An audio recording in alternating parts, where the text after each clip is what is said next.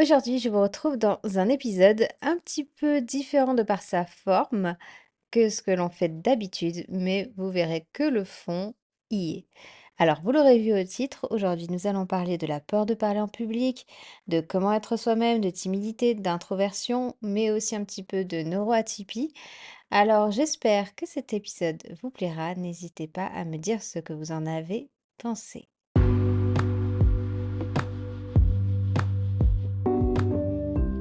Bienvenue dans la saison 2 d'Infusion et Réflexion, le podcast où l'on parle bien-être autour d'un thé. Je suis Marine, multipassionnée atypique, pratiquante de musculation depuis plusieurs années et patiente chronique depuis mes 17 ans. Je vous propose de nous installer autour d'une boisson chaude ou ce qui vous fera plaisir et de se plonger ensemble dans des aventures introspectives autour de notre bien-être physique et mental, d'être créatif, curieux et de partager des expériences de vie. Alors, si les bonnes ondes de ce podcast te parlent, je t'invite à le partager et à le noter sur ta plateforme préférée.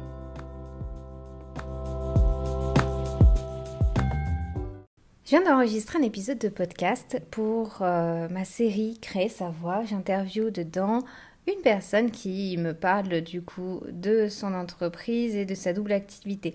Bref, c'était hyper intéressant. Et sauf qu'après, comme c'est une personne que je connais dans la vraie vie, on a pris le temps de discuter dans l'épisode. Donc il y a toute une partie que je trouve hyper intéressante et qui pourrait être un deuxième épisode de podcast qui n'existera pas en tant que podcast. Bref, à la fin, on profite d'avoir cet audio entre nous pour discuter et puis mon ami me renvoie un petit peu mes questions quelque part.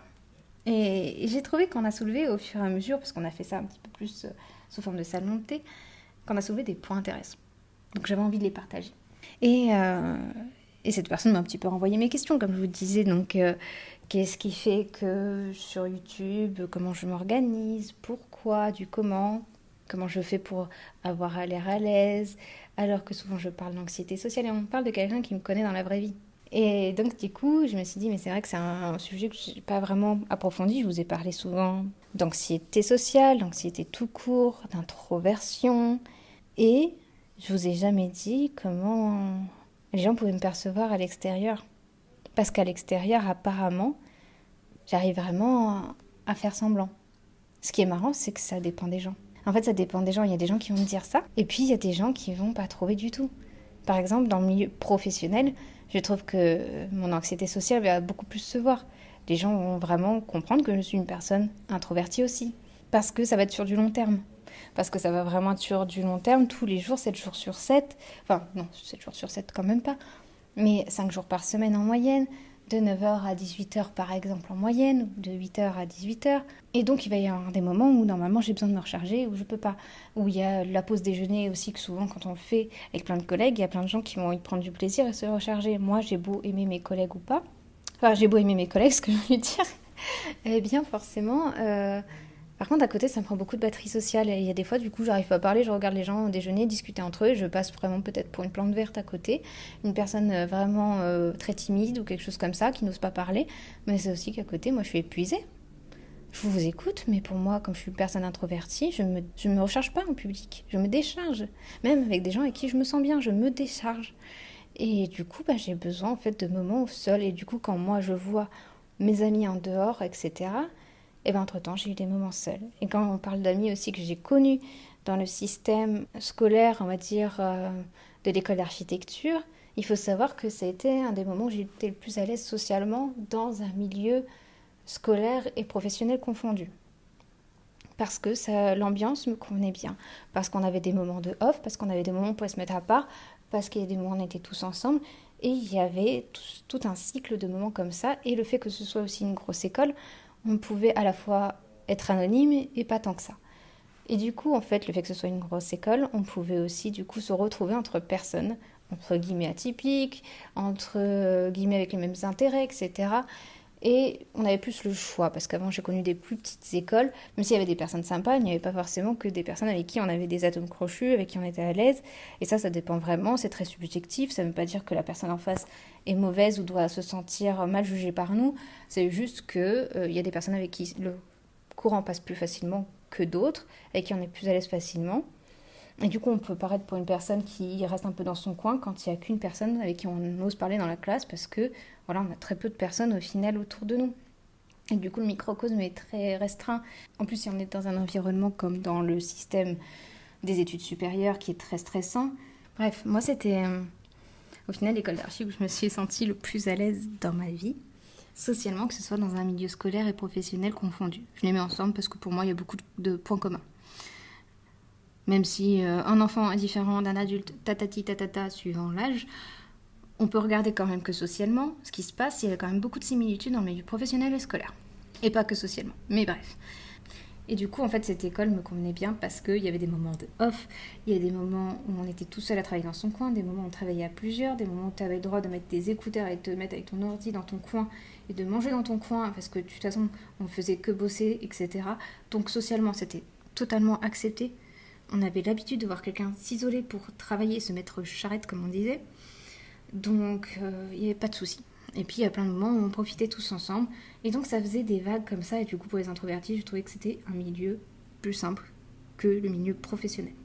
Où il y a tout le temps, suivant les métiers, bien sûr. Mais moi, dans le métier d'architecte, je trouve que c'est plus pesant socialement. Ça décharge le plus, même si on est avec des bonnes personnes. Ce n'est pas forcément plus simple. Vous voyez, quand on est introverti, notre batterie sociale, elle descend très vite. Certes, elle descend moins avec les personnes avec qui on est proche, et c'est moins dur avec des personnes avec qui on est à l'aise, mais il faut vraiment beaucoup de temps et de niveau de proche, entre guillemets, pour que la batterie, elle diminue peu ou pas du tout. Et vraiment, pour qu'elle diminue vraiment pas du tout, c'est très très rare. Donc il y a souvent besoin même de moments seuls, même quand on est en couple et quand on est avec sa famille proche. Donc ce que je voulais dire, c'est qu'au final, l'école d'architecture était l'endroit où je me suis sentie le plus à l'aise et où j'ai pu le plus développer cette compétence qui est de paraître aussi à l'aise. Parce que je m'y sentais bien socialement, il y avait assez de monde pour pouvoir, entre guillemets, que les gens avec des atomes crochus, voilà, qui ont des intérêts communs, qui ont des spécificités communes, qui se comprennent dans leur façon de penser, puissent se retrouver. Parce qu'il y avait assez de monde pour ça. Dans des endroits qui vont être beaucoup plus petits. Avant, j'ai été dans des études où il y avait beaucoup moins de personnes. C'était des écoles beaucoup plus petites, des classes beaucoup plus petites. Du coup, forcément, il y a entre guillemets moins le choix. Les gens ne sont pas dans un supermarché, on est d'accord. Mais forcément, tu as moins d'opportunités, de probabilités de tomber sur un groupe d'amis avec lequel ça va hyper bien fonctionner que quand il y a beaucoup plus de personnes. C'est juste des maths.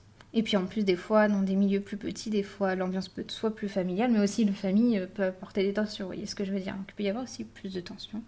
Et sachant qu'avant, du coup, dans ces études, j'ai pas forcément trouvé ma place dans les autres études que j'ai fait avant, socialement, et puis de par beaucoup d'autres paramètres. Et puis dans le milieu scolaire, collège, lycée, j'ai pu connaître du harcèlement scolaire, surtout au collège, ça dépendait des phases, etc. Des moments, des années, des classes, de plein de choses. Mais ça n'a jamais été très agréable pour moi. Plus en même temps à côté, familialement, il y avait de gros soucis personnels, etc. Du coup, je me sentais bien nulle part. Je n'avais aucune safe place à un bon moment de ma vie. Donc, ça a énormément contribué à créer chez moi de l'anxiété généralisée. Et ça, j'en parle dans mon podcast sur l'anxiété et le stress. Si vous voulez un peu approfondir le sujet, que vous ne l'avez pas encore écouté, par exemple, je peux vous le recommander, entre guillemets. Le lycée, ça commençait à aller mieux, mais voilà, je me suis toujours trouvée bizarre par rapport aux autres, j'ai toujours eu ce complexe. Et je pense que du coup aussi le fait que je me sente encore très différente par rapport à autrui, je n'avais aucune connaissance de tout ce qui était de l'hypersensibilité et des neuroatypies. On peut être hypersensible sans être neuroatypique, sachant que dans le neuroatypie, je parle essentiellement de TDAH et de troubles du spectre autistique. Voilà, c'est assez large tout ça, mais c'est pas non plus aussi large que des fois on essaye de le mettre dans le même panier que HPI, HPE. Quand on parle d'autres potentiels intellectuels, on parle d'un test qui est un test de QI, qui va vous dire si vous rentrez entre guillemets dans les cases au potentiel intellectuel ou pas. Ça, je vous renvoie au podcast que j'avais fait là-dessus. Tu peux être au potentiel intellectuel sans être neuroatypique, comme tu peux être neuroatypique sans être au potentiel intellectuel.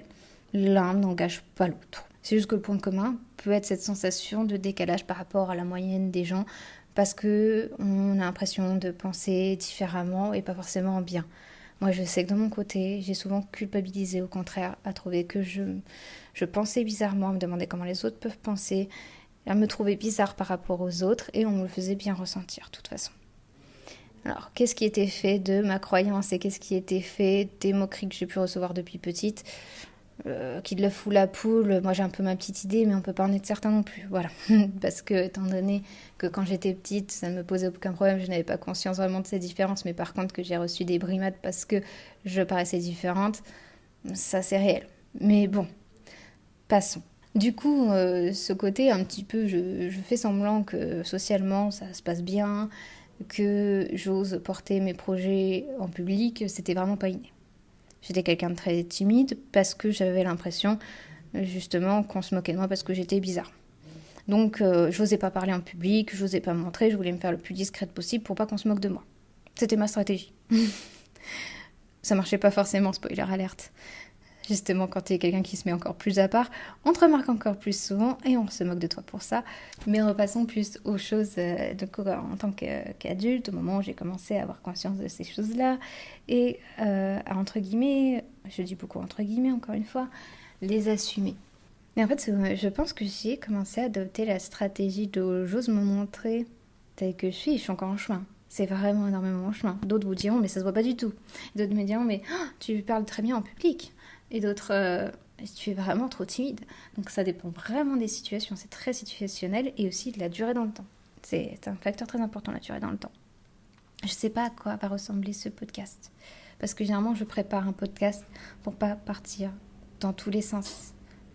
Du coup, en cours d'adolescence, j'en ai marre de cette image de timide et j'ai l'impression de passer à côté de plein de bonnes choses parce que j'étais cette image-là. Alors, plus facile à dire qu'à faire, mais je commence, entre guillemets, à me mettre des coups de pied au cul, façon de parler. C'est plus facile à dire qu'à faire, etc. Mais je commence petit à petit à mettre les pierres à ce petit édifice et à me, entre guillemets, forcer socialement. Et je remarque que j'arrive à adopter un rôle d'une personne qui a confiance en elle, etc. Et je commence à apprécier ça. C'est pour ça que ça marche. Je commence à apprécier ça. C'est juste qu'en fait, du coup, je me suis libérée du truc de la timidité, parce que la timidité n'était pas réellement ma nature, mais par contre ma nature c'est d'être introvertie. Et du coup, en fait, j'ai réussi à me libérer de ça avec le temps. Et c'est pas fini. Mais je sais que je suis toujours introvertie, donc j'ai toujours besoin de moments tranquilles, toute seule pour me recharger. Je ne peux pas faire ça H24. Mais il y a des moments où je prends vraiment plaisir à parler d'un sujet et à prendre la parole et à montrer ce que je fais, à ce que j'aime faire, etc. Mais pas trop. En fait, mon mindset, parce que je trouve que ça marche bien comme expression, ça a été vraiment de mettre dans un rôle. Et je crois que j'aime ça. Je crois que j'aurais aimé l'acting. Je sais pas si j'aurais été douée, mais je crois que j'aurais aimé. Parce que du coup, quand je fais un oral, d'ailleurs ça me fait penser quand j'ai consulté des fois des psys, hypnothérapeutes et tout par rapport au stress, à l'anxiété, on pensait, comme j'étais étudiante à ce moment-là, que j'avais consulté par rapport à ça, aux oraux, etc. Je dis non, parce que voilà, le contexte à la base du rendez-vous, c'est ça, je suis trop stressée par mes études, j'ai bientôt un examen, etc. Je peux plus vivre comme ça, sinon je vais partir en burn-out et je vais tout lâcher. Du coup, on pensait que c'était par rapport aux oraux, parce qu'en école d'archi, par exemple, on en a beaucoup. Non, je suis de nature anxieuse et tout, mais ça va, les oraux, ça va, c'est le cadet de mes soucis. Ah bon, etc. Je dis, je me mets dans la peau d'une super architecte qui fait un truc génial et qui est super sûre de son projet, et je vais en parler comme ça, et c'est exactement ce qu'il faut faire, on m'a dit.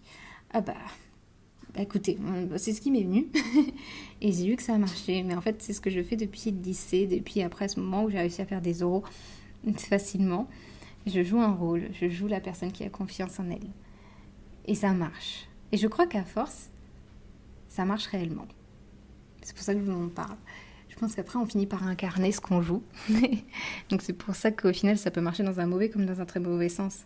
Si on joue une personne, on joue, façon de parler, mais si dans le quotidien, on incarne une personne qui a l'impression qu'elle ne réussit rien, qui est convaincue, qui parle partout de ce qui ne va pas, et bien forcément, on va incarner cette personne à force. Et on va avoir l'impression d'un cercle vicieux. Je dis pas que c'est quelque chose de facile, parce que moi aussi je me fais facilement avoir par mes pensées limitantes, par mes croyances limitantes. Je me fais souvent avoir par mes épisodes de déprime, etc. Donc c'est pas un long fleuve tranquille et puis un jour on s'en débarrasse et puis c'est fini. Non, c'est pas comme ça que ça marche. Non, c'est une montagne à gravir avec des hauts, des bas, des fois tu te casses la margoulette et puis des fois t'arrives à montrer très vite. Donc c'est comme ça. Mais du coup, ça a été de jouer un rôle et c'était pareil pour Internet. Parce qu'en final, je me suis rendu compte que moi, ce que j'aime, c'est raconter des histoires aux gens. J'aime transmettre des choses aux gens. J'aime jouer avec les mots. J'adore ça, en fait, aussi l'audiovisuel, l'écriture, jouer avec les mots et raconter une histoire, transmettre un truc. Et puis j'adore apprendre sur plein de sujets différents, donc apprendre sur ces sujets et après revulgariser par-dessus, parce que je ne suis experte en rien. Pas l'impression d'être experte en quelque chose, mais par contre j'adore m'intéresser à plein de choses. Donc pourquoi pas, on peut en faire quelque chose, non? C'est ce que j'essaye de faire avec YouTube et podcast. Et puis ça a été l'entraînement. Ça a été l'entraînement parce que, oui, ok, j'avais pris le truc de parler en public, à l'échelle d'un oral, devant un jury et une promo d'archi. Bon, ok. Mais après, devant une caméra, c'est encore autre chose. Bah, ça reste. Alors, devant une caméra, ça reste. Ça dépend si vous le gardez pour vous. Moi, juste en face de ma caméra ou de mon micro, c'est facile. Pour moi, je suis plus à l'aise devant une caméra que devant un humain. Ça peut paraître contre-intuitif pour quelqu'un, mais moi, c'est le cas. C'est le cas parce que justement, il y a une véritable perte de batterie devant les humains que je n'ai pas avec la machine. Et puis après, derrière, il y a eu de l'entraînement pour tout ce qui est de la publication, le stress qu'il y a derrière, que ça va être vu par d'autres personnes. Et entendu par d'autres personnes que ça va pouvoir y rester. J'ai commencé par des petites stories où je faisais en facecam. Et ça, au début, je ne vous raconte pas le cœur qui battait à 1000 à l'heure, etc. Je vous en ai déjà parlé. Ça reste que 24 heures, tant mieux. Puis j'en ai fait d'autres. Et puis après, j'ai fait le podcast. C'était très stressant les premières fois où j'ai publié, etc. Je suis toujours stressée quand j'en publie un, mais c'est beaucoup moins qu'avant, ça n'a rien à voir. Et pareil pour les vidéos. D'abord très très stressant, puis un peu moins, et puis il y aura toujours un stress, mais ça va. Et au final, on s'habitue beaucoup plus vite qu'on ne le croit. Et surtout, on voit le plaisir qu'on n'y prend pas. Je pense que si on n'y prend pas de plaisir, ça sert à rien.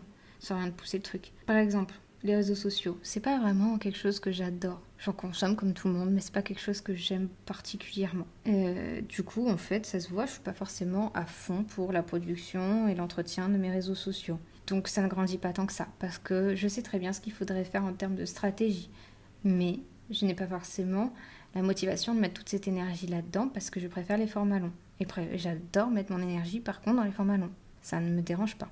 Mais par contre, dans un format court, ça me dérange plus. Parce qu'il faut suivre une trend, parce que si tu n'en suis pas une, de toute façon, enfin dans tous les cas, ça va être très court ton discours.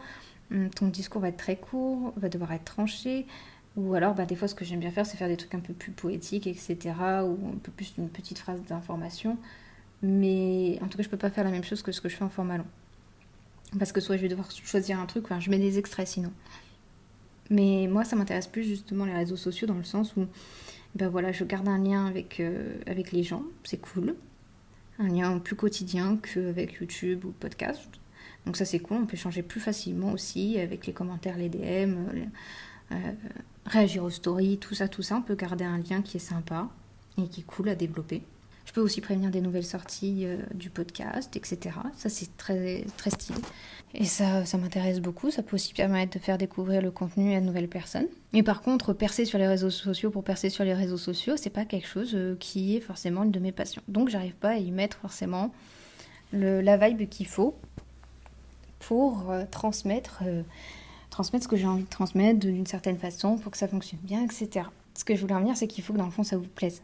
Si dans le fond ça va vous plaire d'entrer devant un public et de leur parler de vos trucs, de vos projets, de ce que vous pensez, de ce que vous faites, etc., de vos recherches, et en fond au début vous allez avoir la peur de la nouveauté, mais après ça va aller. Vous aurez toujours la peur, le stress, un petit peu le trac, comme un acteur a toujours peur de monter sur scène, mais il n'a plus le même que la première fois, ou que les 10 premières fois, au bout de la 100e fois. Vous voyez ce que je veux dire?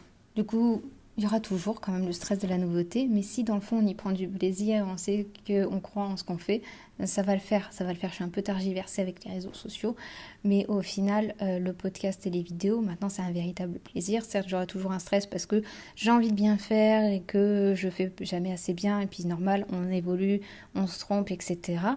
Mais voilà, il y aura toujours un stress, mais je prends du plaisir à le faire, donc je vais le faire quand même et je vais apprendre de ça et le stress va devenir de plus en plus un moteur et plus un frein.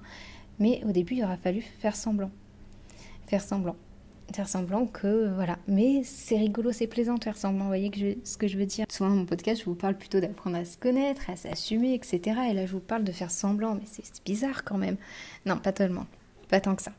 Oui, d'apprendre à se connaître dans le fond, et de s'assumer dans son mode de vie, d'être aligné avec ce qu'on fait et ce qu'on pense, etc. Bien sûr, on cherche tous ça. Quand je vous parle de faire semblant, je vous parle plutôt du côté quand on a un problème avec sa confiance et ou son estime de soi, ou son amour de soi. On a tendance à se dénigrer, on ne se voit pas comme on est. Et du coup, on va se mettre des blocages qu'on n'aurait pas si on n'avait pas ça. Si on était une personne qui avait confiance en elle, une grosse estime d'elle, etc. Donc au final, là, je parle de faire semblant juste par rapport à cette partie de nous qui n'est pas vraiment nous. C'est pas vraiment nous d'avoir peur, ça nous représente pas, ça ne représente pas nos valeurs, ça ne représente pas ce qu'on pense au fond de nous, ce qu'on ressent au fond de nous. C'est quelque chose qu'on s'est fait parce qu'on a eu des blessures qui ont fait que, et que notre façon d'avoir réagi à ces blessures, ça a été d'essayer d'éviter de s'y exposer, donc de moins se montrer. Ça dépend en fait. C'est là où c'est important et toujours on revient à se connaître soi-même et à savoir d'où viennent ces blessures, ces blocages, en quoi on a certaines particularités, etc. Et dans mon cas, je sais qu'à chaque fois que j'ai eu peur, c'est parce que j'ai eu peur que ce soit mal perçu, d'être mal jugée, parce que j'ai la blessure de l'abandon, parce que j'ai la blessure de l'injustice et parce que du coup j'ai vraiment peur de comment les autres vont interpréter ce que je vais dire, ce que je vais faire, vont mal me juger par rapport à ça, et que du coup j'ai grandi avec une peur d'être rejetée, d'être brimée, etc. Et du coup en me disant que je n'étais pas assez bien, etc., que je n'étais pas assez. Et du coup j'avais appris à me faire toute petite pour qu'on ne me remarque pas et pour pas que du coup, en me disant comme ça, je serais protégée de ça. Mais non, parce que quelque part, je me gâchais la vie plus qu'autre chose. Du coup, là, j'essaye toujours de lutter contre ça. Je dis pas que c'est guéri. Mais au final, j'apprends de plus en plus. Et c'est passé par différents stratagèmes. C'est passé par, du coup, faire semblant devant des gens, en public, devant une caméra, etc. Que j'étais une personne à l'aise, peut-être pas timide, peut-être pas introvertie, etc. Je sais pas ce qui ressort. Pour moi, ça se voit que je suis une personne plutôt introvertie et calme. Mais bon, voilà. Ça dépend comment les personnes le perçoivent et une multitude de sensibilités, de façons de penser le percevront de multiples façons. Donc voilà, on n'est pas là pour parler de ça. Donc au final, quand je vous parle de faire semblant, c'est plus d'arriver à s'armer contre les peurs qui ont été créées par nos blessures et nos insécurités. Et que ça se fait petit à petit, et avec l'entraînement, on fait tomber des barrières, on voit « Oh, c'était pas si horrible finalement !» Oh, puis finalement, au final, j'ai pas tant de moqueries, de tant que ça, de trucs qui vont pas. Finalement, j'ai des compliments. Bon, peut-être que c'est qu'à petite échelle, mais bon, c'est déjà ça. Voilà, et donc on continue, on avance, et puis on voit que ça marche, et on voit qu'on kiffe. Au final, parler devant d'autres personnes de ses projets, etc., et les mettre en avant, c'est pas forcément un goal en soi pour tout le monde. Ça dépend de ce que vous avez envie. Si vous avez envie de le faire, ça vous fera kiffer de le faire, même si vous avez peur. Et c'est ça qui est déterminé, pour ça il faut essayer. Donc au final, c'est d'avoir essayé, c'est d'avoir fait peut-être semblant petit à petit, et puis de moins en moins faire semblant, parce qu'on n'a plus besoin, parce qu'on a de moins en moins ce blocage de la peur, ce mur qui vient nous bloquer pour au final s'épanouir. Donc on va pouvoir se laisser s'épanouir, oser du coup libérer tout ça, cette créativité, notre passion, notre détermination, etc. Toutes ces vibes très positives, on va pouvoir les laisser nous pousser vers le haut. Et puis aussi, je pense que l'entourage compte énormément. Je pense qu'à des moments dans notre vie, il y a peut-être des personnes qui nous correspondent et plus à d'autres moments. Par exemple, après, il y a des gens avec qui, par exemple, on va pas pouvoir mettre de distance aussi facilement que ça, parce que, imaginons, c'est notre famille qui peut avoir des traits toxiques, etc. C'est sûr. Mais après, on a d'autres personnes autour de nous, et il y a toujours des gens qu'on peut, entre guillemets, choisir. Alors, on choisit pas si simplement que ça, c'est pas le supermarché, mais par contre, on peut, avec le temps, je pense, si de mieux en mieux s'entourer quand même. S'entourer des personnes avec qui on va se tirer vers le haut, se trouver nos points positifs, se motiver ensemble et du coup s'encourager. Et ça, c'est hyper important. On en a parlé dans plusieurs podcasts et même d'autres personnes l'ont relevé dans ce podcast. Quand j'ai interviewé des gens, c'est hyper important, je pense, d'être entouré de personnes qui croient en vous. Parce que à des moments, vous allez douter, vous allez avoir besoin de ces personnes-là. Et il y a des gens qui croient en vous. Des fois, quand on est quelqu'un de très anxieux ou qu'il y a une personne qui a peu confiance en elle, on a l'impression que le monde entier est contre nous. Il y a des moments de crise comme ça et c'est le plus dur, je pense, c'est de se prendre une pause, de prendre du recul et de se dire c'est une période de crise, c'est un moment de crise, ça va passer, ce n'est pas la réalité, il ne faut pas trop s'y fier. Moi, je sais que c'est quelque chose qui est très compliqué parce que je vois que j'ai des amis, j'ai des personnes proches, un conjoint qui me soutient énormément et j'ai des retours positifs sur des choses que je fais, que ce soit de personnes extérieures ou de personnes proches. Et pourtant, je vais me focaliser plein de fois sur ce qui va moins bien. Sur là, ça fait pas de vues, ça fait pas d'abonnement, ça fait pas... Ce genre de trucs qu'on s'est mis, voilà, ça va passer bien, c'est passé ceci, c'est passé cela. Et du coup, je vais me dire que c'est forcément nul ce que je fais, que tout ce que je fais est nul. Et oublier complètement le positif. Ce qui est en plus quelque part égoïste parce qu'on ne retient même pas l'instant de ce truc-là, de ces crises. Tous les trucs positifs qu'on vous a dit à côté, tous les trucs gentils, toutes les personnes qui ont pris le temps d'être là pour vous. Alors, c'est pas égoïste en soi, à proprement parler, il faut pas non plus. C'est pour ça que j'aime bien les contenus longs qu'on peut un peu plus développer. C'est un moment où on n'est pas bien, où on va broyer du noir et où c'est très difficile de voir la réalité. On va avoir une déformation de la réalité. Et on va avoir l'impression que rien ne va. Et le plus dur, je pense, vraiment l'enjeu, c'est de se dire que ce n'est que passager. Et d'arriver à ressortir de là et se dire, bon, je prends un moment cocooning pour moi, je me repose un peu, et puis je reverrai demain ça avec un œil neuf. Parce qu'on ne voit pas forcément les choses comme elles sont réellement, parce qu'on ne voit pas réellement notre travail comment il est réellement, et parce qu'on ne se voit pas soi-même comme on est réellement à bien des moments. Et donc c'est pour ça qu'aussi l'entourage est important. C'est important et ça je pense que même s'il y a un entourage qui sera toujours constant, je ne sais pas si vous entendrez mes petits chats derrière en train de se faire un casse-dalle. Du coup je pense qu'il va y avoir tout ce jeu de faire semblant le temps qu'on unlock ces petites peurs, ces obstacles qu'on s'est mis nous-mêmes, qui sont pas vraiment nous, pour oser être réellement soi-même. C'est ça que je vais dire au final. On fait semblant de ce qu'on aimerait vraiment être et de ce qu'on sait être à l'intérieur. C'est pas qu'on fait semblant d'être quelqu'un d'autre, on est cette personne, on incarne la personne qu'on est réellement quand on joue ce rôle. Je ne vous dis pas de jouer, d'être une autre personne complètement. Là, je ne vous parle pas d'un rôle au cinéma. Je vous parle d'arriver à se libérer, ne serait-ce que le temps d'un instant, le temps d'une intervention, le temps d'une vidéo, le temps de, je sais pas, de quelques moments.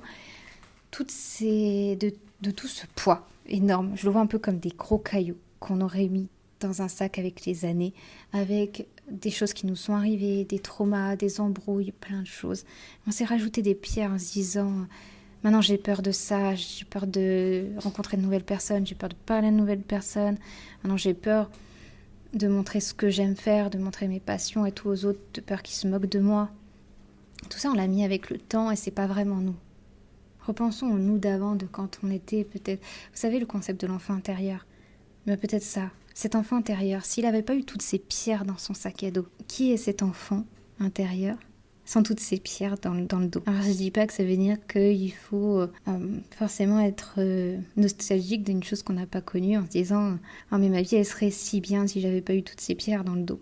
J'y pense souvent quand on a une personne qui a eu plusieurs traumas, etc., des périodes de trauma, on y pense forcément. Là n'est pas le fait de se culpabiliser ou de culpabiliser autrui, parce que, ok, on va apprendre, c'est un défi à faire sans ces croyances limitantes, sans ces peurs, d'arriver à petit les déloquer comme on déloque des choses dans un jeu vidéo, voilà. Mais au final, on aura appris des choses, et peut-être qu'on n'aurait pas fait les mêmes choses de la même façon, certainement pas d'ailleurs, si on n'avait pas eu ces petites pierres dans le dos. Donc au final, on va peut-être les enlever de notre sac petit à petit et ça va peut-être nous servir à faire un château. Oui, c'est encore beaucoup des images, j'aime beaucoup faire ça. Mais voyez le truc, ça va peut-être nous servir à faire des trucs qu'on n'aurait pas fait et peut-être des trucs vraiment stylés qu'on n'aurait pas fait sinon. Beaucoup de personnes qui vous parlent d'anxiété et qui après vont peut-être faire leur métier d'être coach ou psy, etc. dans ces domaines-là, c'est parce qu'elles-mêmes ont dû s'y confronter. Et peut-être que si tout avait été une autoroute dans leur vie, remplie de jolies petites fleurs roses, eh ben, ils n'auraient jamais fait ça. Et peut-être que ça aurait été regrettable, au final. Enfin, peut-être pas regrettable, ils ont peut-être fait autre chose.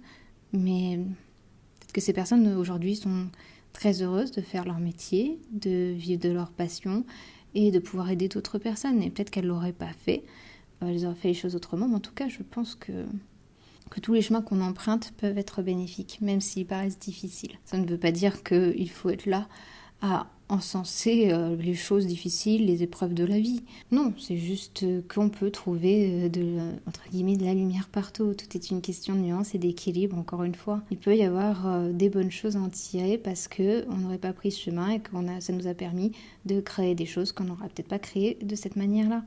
C'est tout.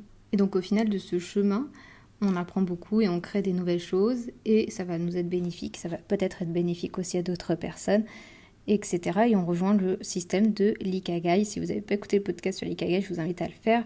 Après, on l'appelle comme on veut, ça peu importe. Mais vraiment le concept du coup, de tout simplement faire ce que l'on aime, le partager autrui, pouvoir en vivre et en gros trouver sa mission de vie, je pense que ça parle à tout le monde. Et peut-être que dans des personnes qui vous semblent arriver facilement à partager leurs idées, à les montrer, à exposer leur travail, leur passion, etc. Il y a dedans des personnes qui incarnent vraiment ça, qui y croient vraiment, en leur confiance en eux, à leur façon de parler, n'ont aucune gêne là-dedans, aucun stress. Et puis peut-être qu'il y a plein de personnes qui sont en chemin et qui, en attendant, font semblant de ne pas avoir ces peurs-là et ces gênes-là. Et puis en plus, c'est qu'une question de perception. D'ailleurs, je vous parle de moi en exemple parce que certaines personnes m'ont reporté, du coup, avoir l'air d'être à l'aise devant une caméra, devant des oraux, d'être à l'aise pour parler à d'autres personnes, pour exposer des choses. Et puis j'ai plein d'autres personnes qui vont me dire que je suis trop introvertie, trop timide, qu'il faudrait que je parle un peu plus en public, que j'ose plus, etc., montrer qui je suis, etc., dans le système professionnel, parce qu'on n'est pas perçu de la même façon d'une personne à l'autre, d'une situation à l'autre, et nous-mêmes, on ne se comporte pas de la même façon d'une situation à l'autre. Parce que par exemple, des personnes, comme je vous l'ai dit, vont trouver que je m'exprime bien en public, que je parle bien devant une caméra, que je suis douée pour parler aux gens. Je vous reporte des phrases que j'ai eues dans la réalité, je ne me les invente pas parce que moi-même j'en serais incapable. Vraiment, pour moi, j'ai l'impression que tout ça, c'est faux. Je crois des personnes parce que je les crois sincères, parce que je crois en ces personnes et en leur éthique, et parce que je sais que ce sont des personnes qui sont de nature à être comme ça, sincères. Mais par contre, de moi-même, je n'aurais jamais dit ça. Parce que de moi-même, je vais toujours penser que ce que je fais est pas assez bien, et pas bien, que je gêne les gens, etc. Et ça, je sais que c'est dû à toutes ces petites pierres, que c'est pas vraiment moi. C'est ces petites pierres que j'ai mis dans le gros sac à dos. Voilà. Et puis, par contre, à côté de ça, donc on va voir ces personnes qui vont être assez enthousiastes. Puis on va toutes les autres personnes. Ce sera plus dans le milieu professionnel en général qui vont me trouver trop introvertie, trop timide. Une personne en tout cas très introvertie, très timide, qui ne parle pas beaucoup. Je ne veux pas confondre introversion et timidité, je vous en parle dans le podcast sur l'introversion. Mais socialement, avouons que c'est encore beaucoup le cas. Beaucoup de personnes mettent dans le même panier introvertis et timides, qui peuvent être les mêmes personnes, mais pas forcément. Moi, j'ai été les deux. Et je sais qu'il me reste de la timidité, beaucoup moins qu'avant, sinon je ne vous parlerai pas de cette petite pierre, là, justement. Mais après, c'est aussi lié à une certaine anxiété généralisée, donc bref. Ce qui est d'anxiété, ce qui est de la timidité, bon, il n'y a pas de limite tracée vraiment à la peinture rouge fluo, vous voyez ce que je veux dire, donc c'est très poreux. Mais voilà. Suivant la perception, je peux être vue comme une personne qui, au contraire, n'ose pas prendre la parole, qui n'ose pas montrer ses idées, qui a l'air d'être un peu fébrile, etc. Et puis de l'autre côté, pour une personne qui sait très bien parler en public, sait développer ses idées, ose montrer ce qu'elle fait, ose se publier sur Internet, etc. De toute façon, déjà tous pleins nous-mêmes de contradictions. Alors en plus, si tu prends les perceptions différentes des gens en fonction du moment, etc. et du contexte, là, ça peut changer du tout au tout, voilà, d'une personne à l'autre et d'un moment à l'autre. C'est complètement subjectif. Donc c'est pour ça qu'aussi, il ne faut pas s'arrêter, je pense, sur le jugement d'une personne. Des fois, on a tendance à, quand on a été mal perçu ou mal jugé, ou qu'on a l'impression de mal l'avoir été, qu'on prend mal un truc en se disant « mais cette personne, elle pense que je fais pas bien ça, ou j'ai pas bien dit ça, etc. » Ouais, mais c'est la vie d'une personne, c'est la perception d'une personne. Un exemple ne fait pas consensus, vous voyez ce que je veux dire. Et souvent, ça arrête trop, et je le fais aussi, je le fais énormément, même presque tous les jours, de me focaliser sur un truc négatif, sur une parole négative. Et à côté de ça, en fait, il y a d'autres personnes qui auraient pensé complètement différemment. D'ailleurs, on le voyait bien aussi dans les études d'un projet à l'autre, d'un prof à l'autre, d'un exercice à l'autre, d'un prof à l'autre, vous allez être encensé, de l'autre côté, entre guillemets, descendu. Donc, vous voyez bien dans l'architecture où c'est très subjectif d'un prof à l'autre, d'un jury à l'autre. Pour le même projet, on peut avoir une super note et de l'autre côté, pas valider son semestre. On le savait très bien. Et parce que on est humain, on a tous nos subjectivités, que selon le contexte, selon la perception du receveur et selon le contexte aussi, la personne qui émet va être différente. Tu mets tout ça ensemble, ça fait plein de possibilités. Donc au final, il faut qu'on apprenne à arriver à ne pas se focaliser sur une perception à un moment. En conclusion, j'espère que cet épisode ne vous aura pas paru trop décousu et que certaines choses auront pu résonner en vous. N'hésitez vraiment pas à me partager votre avis, parce que de mon côté, la façon d'avoir réalisé cet épisode est vraiment différente que d'habitude. Mais je n'avais pas envie de couper court à cette énergie que je ressentais après l'épisode que j'ai enregistré juste avant. J'ai ressenti une certaine énergie, quelque chose à partager, une envie d'en discuter. Et si je préparais un épisode comme je le fais habituellement, j'aurais peut-être perdu des choses. J'avais peur de perdre des choses. Dans le sens où, lorsque j'écris, certes, je pars moins dans tous les sens. C'est peut-être un petit peu plus construit, donc peut-être plus agréable à écouter. Mais d'un autre côté, on peut aussi perdre des choses dans l'écriture. Pourtant, j'adore écrire. Donc pour moi, c'est compliqué de vous dire ça. J'adore écrire aussi et je trouve qu'on transmet beaucoup de choses par les mots, que ce soit à l'écrit ou à l'oral, et qu'on peut beaucoup jouer avec eux. Et moi, j'adore ça, que ce soit dans l'écriture ou dans le podcast. Et dans YouTube, bien sûr. Mais lorsque l'on écrit, on intellectualise plus. On se met plus de barrières. En tout cas, quand je produis un épisode pour un podcast. Ou même en général, quand j'écris, j'ai envie d'écrire d'une certaine façon, que ce soit assez bien, que ce soit de certaines façons. Et peut-être que des fois, c'est moins bien au final. C'est moins bien au final parce que je n'ai pas laissé libre cours à l'énergie de création, de partage, la vibe qu'il y avait. Je ne sais pas trop comment le décrire. C'est peut-être un peu spirituel, ma façon de le dire. Peut-être un peu trop. Mais voilà, j'avais une certaine énergie à partager que je ne voulais pas étouffer. Dites-moi ce que vous en avez pensé. Peut-être que je remettrai en question ma façon de faire les podcasts. Et ça me permettra aussi peut-être de gagner du temps sur d'autres choses, de pouvoir être plus régulière. Parce que je veux à la fois être régulière sur le podcast, les vidéos, et qu'à la fois, ce n'est pas mon métier. Donc n'hésitez pas à me laisser un commentaire, si votre plateforme d'écoute le permet. Sur YouTube, en tout cas, on peut le faire. Ou à m'envoyer un message privé sur les réseaux sociaux, toujours @plumatypique, soit avec l'underscore, soit pas, suivant le réseau social, bref. Pour me dire ce que vous en avez pensé, si vous avez aimé la vibe de cet épisode, est-ce que vous voudriez en voir plus souvent des comme ça ? Est-ce que, par exemple, on peut imaginer pour l'avenir d'infusion et réflexion, c'est bien de faire avancer, évoluer les choses en fonction du moment et du public, etc., de vos envies ? Je n'ai pas envie de rester à chaque fois bloquée sur un modèle. Donc pour l'ambiance, on va dire, du podcast en ce moment et puis voilà les quelques mois à venir, on peut imaginer qu'on aura des épisodes duo avec la série Créer sa voix où j'interroge quelqu'un. Donc n'hésitez pas d'ailleurs si vous voulez participer, soit à m'envoyer un DM sur les réseaux sociaux, soit à me contacter par mail. J'ai mis mon mail dans la description normalement. Mais n'hésitez vraiment pas à me dire du coup votre ressenti et vos préférences du moment, parce que ça peut peut-être changer en fonction, peut-être qu'à un moment vous préférez tel type d'épisode et maintenant autre chose. Parce que c'est important qu'à la fois j'y prenne du plaisir et que à la fois les personnes qui l'écoutent y prennent du plaisir. Voilà, qu'on puisse s'y retrouver, parce que c'est ça qui est important, je pense qu'on partage comme ça du contenu sur internet et de plein d'autres façons. C'est que soi-même ça nous parle et que ça parle aussi aux autres, parce que si on le met ça sur internet, par exemple, c'est qu'on aime partager avec d'autres. Donc on a envie que ça puisse parler à d'autres personnes, que ça puisse soit leur apprendre des choses, soit leur apporter des choses, soit simplement peut-être être juste un moment de détente dans sa voiture ou en travaillant, etc. Donc voilà, j'ai vraiment envie d'avoir votre ressenti et du type d'épisode que vous voulez retrouver à l'avenir. Et si celui-ci vous a parlé ou pas, ou est-ce que vous pensez que je parte dans tous les sens, et peut-être que je devrais trouver une méthode intermédiaire entre ce que je faisais avant, une préparation peut-être un peu trop au mot près, un peu trop scolaire, et là, cette fois où c'était vraiment au ressenti, au feeling, sans aucune préparation, etc. Peut-être que je peux trouver une méthode intermédiaire. Et ça, là-dessus, j'ai envie aussi de voir vos avis, d'entendre vos avis. Voilà. Sur ce, je retourne à mes activités. Je peux vous laisser retourner aux vôtres. Je vous remercie pour votre écoute et surtout, prenez soin de vous.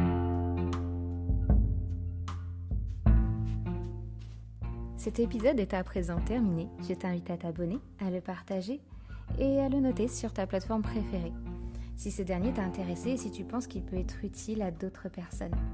Je te propose de se retrouver la semaine prochaine pour le prochain épisode. Mais en attendant, tu peux me suivre sur mes réseaux sociaux en description. Prends soin de toi, des bisous et à bientôt.